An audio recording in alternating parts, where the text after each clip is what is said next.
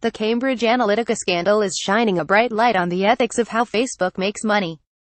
With the private data of billions up for sale to not only advertisers but political organizations, where is the line drawn between Facebook engaging in capitalist enterprise and the company abusing its power of influence?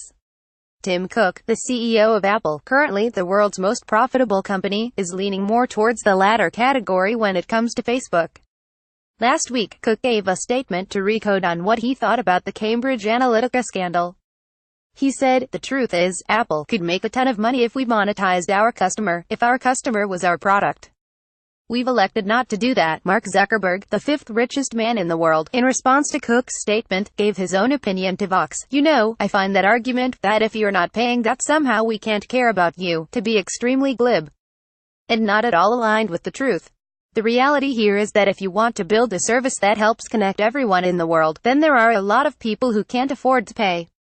And therefore, as with a lot of media, having an advertising-supported model is the only rational model that can support building this service to reach people.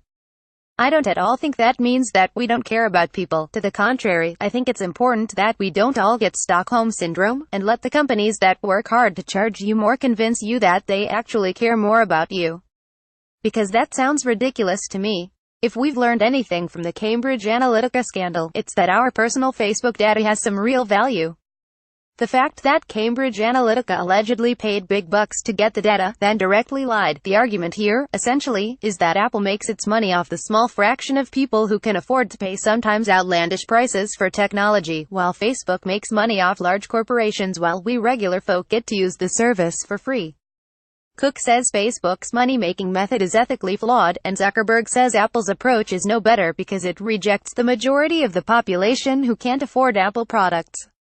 Facebook and Apple both have the same goal: make as much money as possible and keep it tax-free as long as possible. The Cambridge Analytica scandal is making people hyper-aware of how much their private information is available not just to Facebook but to anyone savvy enough to get it. Some people might be wondering whether you find yourself on Team Cook or Team Zuck is pretty much irrelevant. Apple may not make money off its users' private data, but that in no way means Apple is ethically sound. Facebook may have grand plans for connecting the world in some sort of online harmony, but the Cambridge Analytica scandal, among others, proves that, as good-natured as that plan may be, it is also dangerous. What both companies need to do is put their money where their mouths are and realize the genuinely ethical thing would be to pay taxes in full, put the consumer first, and redistribute the wealth. Only then can we have a rational discussion about whose method is better than the others.